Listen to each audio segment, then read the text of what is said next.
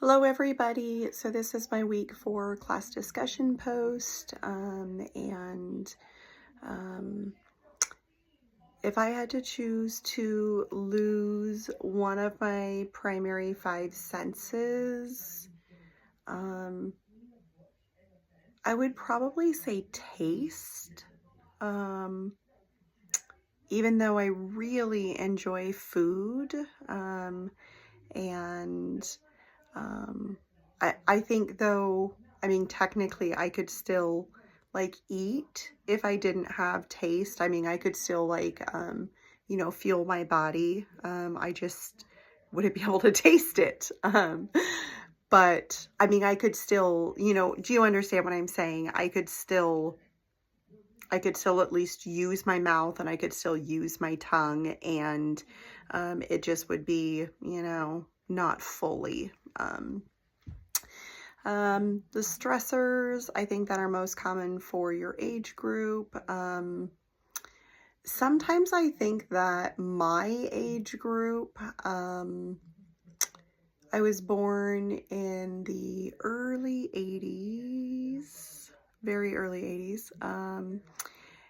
I think we tend to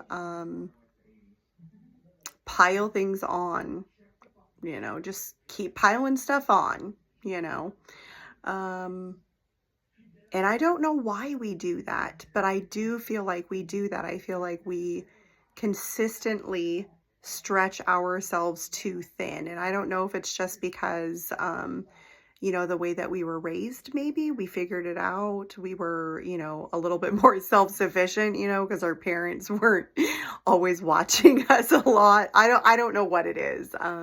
Maybe I'll ponder that one day over my coffee. So I think one possible intervention strategy, which is very much easier said than done, is practice saying no. You don't always have to say yes just because somebody, took the time to invite you to a birthday party, not trying to be rude or disrespectful. But sometimes people feel like you have to say yes, like you're obligated to. But in reality, we're not. So we could just simply, politely decline and, leave it at that. Or, send a card. I don't know, so that you're not physically having to, maybe make the driver be there. Positive and negative lifestyle habits that are common for my age group. So I'm not sure if this would be a positive or a negative, but I feel like, maybe it's just in my area. I feel like a lot of, parents that are my age tend to just throw money at the situation to make it better.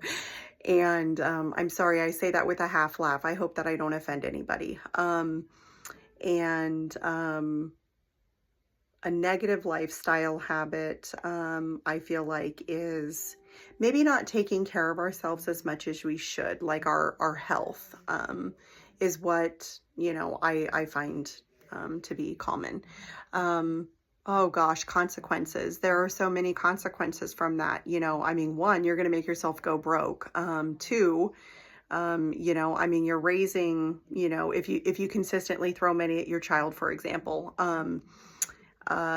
you're just raising them, to think that maybe there's like never ending amounts of money, or, you can just fix it with this. And maybe that's not a very good approach long-term wise. And then of course, the negative lifestyle of not taking care of ourselves. You're potentially looking at, ending your life a lot sooner than what, maybe you would be if you took better care of your health. Which I'm not one to speak to that. I am not a game on my health. A positive intervention strategy for a negative lifestyle. I tend to make much smaller changes, and my changes take a long time.